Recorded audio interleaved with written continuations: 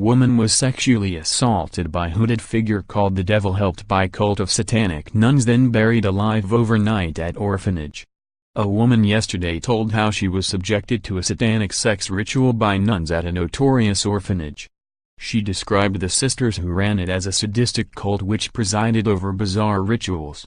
In extraordinary evidence at the Scottish Child Abuse Inquiry, SCAI, she told how she was sexually assaulted in a candlelit chapel in the grounds of the Smyllum Park home run by the nuns.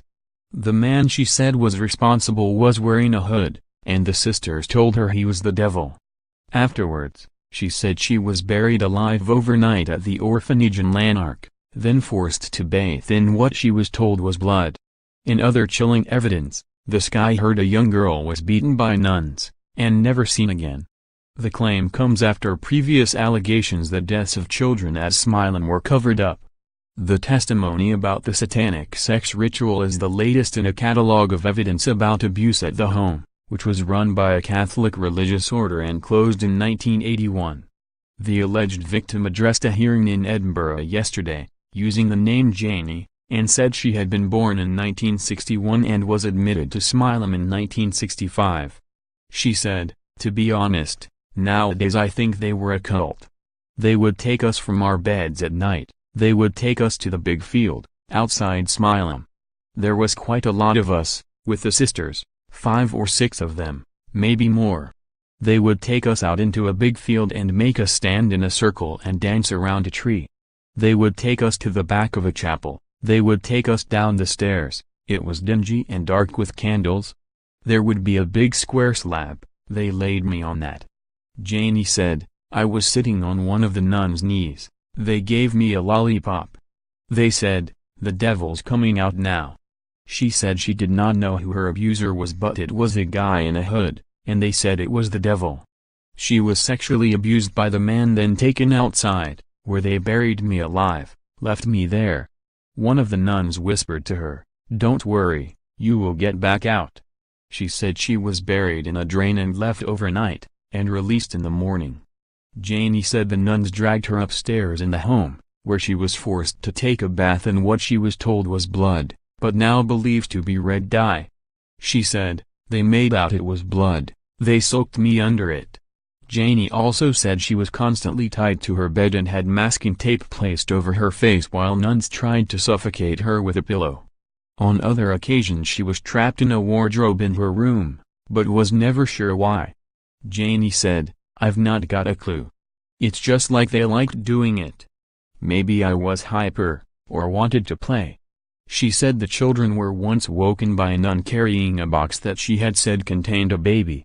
Janie said, she woke up the dormitory and said one of the sisters had done sin, and had a baby, and they were going to bury the baby alive. Were they just trying to play with our heads? Was it true? Was it real? Were they just trying to make us demented? Janie also told how she and her older sister were taken away from Smyllum in a van late one night. They were with some nuns and quite a few men who tried to put her in a straitjacket which was too big for her. She believed she was drugged but then conked out and was later taken back to the home. Smyllum provided care for orphans but also children from poor, working-class families and troubled homes. Janie was not an orphan and left Smyllum when her mother spotted that she had bruises and immediately contacted a social worker. In a statement to the inquiry, Janie said she suspected the nuns had murdered people, adding, "We should get justice." It was revealed in September that at least 400 children from Smyllum are thought to be buried in a mass grave at Lanark's St. Mary's Cemetery. Other evidence, from a woman called Margaret, described an attack on a girl of about 8 or 9. Margaret, born in 1950, was detailing her ordeal at Smyllum between 1955 and 1960. She said, "They beat her up. I never saw her again." On one occasion, Margaret said she was taken with other children into a room where a dead nun lay on a bed, and they were told to kiss the corpse. Margaret refused, spitting on the dead nun instead. She was grabbed by the hair by other sisters who told her she would rot in hell. Mother of 2 Margaret, now a widow, said, "She was probably one of the nuns who had beat the living daylights out of us. The inquiry has already heard this week that an 8-year-old girl was sexually abused by a priest at Smyllum, then had her arm broken by a nun who had found out about the assault. Dr. Teresa Tolmy McGrain, now 55, said she was later forced to receive communion from the priest who abused her, who told her she was a soldier of God. When she alerted other priests to the abuse, she was told to pray for those responsible. The inquiry has also heard claims that Francis McCall, 13, died after a Smyllum worker struck him with a golf club. In posthumous testimony, read to the SCAI this month, a former resident said Francis was struck by a psychotic employee, who is not a nun and who cannot be named for legal reasons. Further accusations about Smyllum staff were made by a witness named John, who was born in 1948 and went to the orphanage in 1958.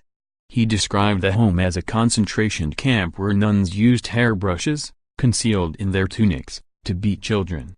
The inquiry has also heard from a witness named Paul, who was taken into care as a baby and who believes he was born around 1959.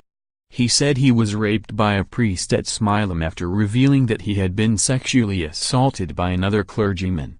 Paul said he was pinned down and beaten with a cricket bat by nuns, and trapped in a wicker laundry basket for 4 days. A nun once beat him with hosepipe and told him he should be grateful. Last week, a witness called David told the SCAI that a 6-year-old, Sammy Carr, died days after a nun launched a frenzied attack on him, kicking him in the head. The inquiry, before Lady Smith, continues.